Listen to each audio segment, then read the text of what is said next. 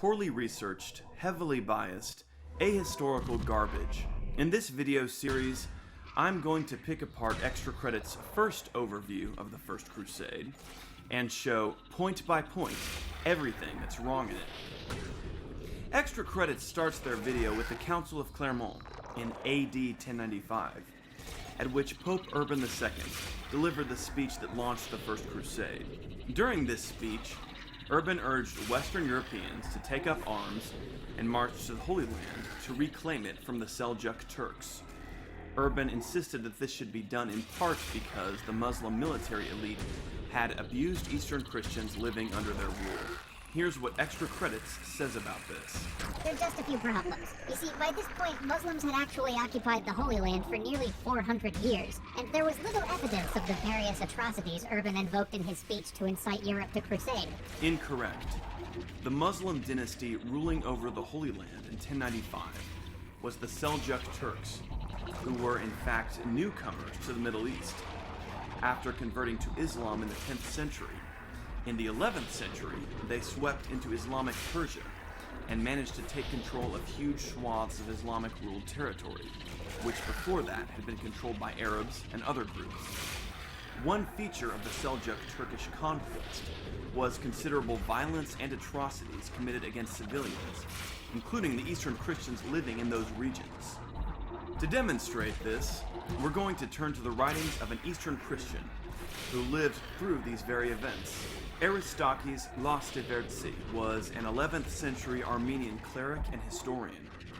His chronicle, entitled A History Regarding the Sufferings Occasioned by Foreign Peoples Living Around Us, was written between 1072 and 1079 and describes the events of 1000 to 1071, including the Seljuk invasions. Here are some descriptions of Turkish Muslim attacks on Eastern Christians, as recorded in Aristakes' own words. The Seljuks came upon the people while they were unconcernedly celebrating the evening services. Putting swords to work, they killed virtually all of them, and did the same in the surrounding villages and fields. Here's another passage about a Turkish attack. The Seljuks came to the Karin district, to a village called Blurs. When the enemy attacked, they cut the citizens down, not after the fashion of a war, but as though they were slaughtering sheep penned up in a yard.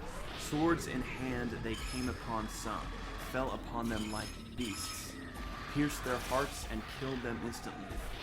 As for the stout and corpulent, they were made to go down on their knees, and their hands were secured down by stakes.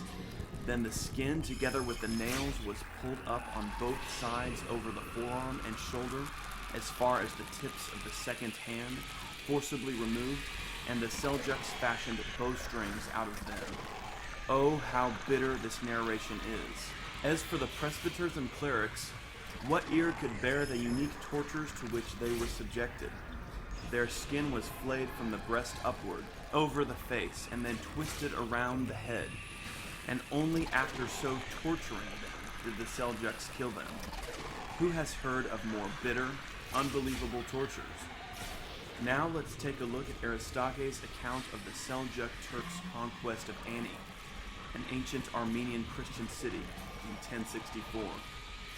Now the Seljuk king, Alp Arslan, came with many myriads of armed troops and entered our land, spreading dread and terror among those far and near.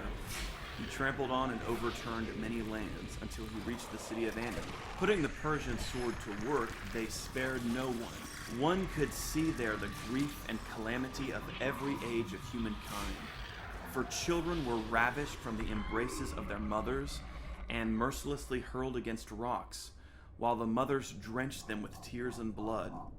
The city became filled from one end to the other with bodies of the slain, and the bodies of the slain became a road.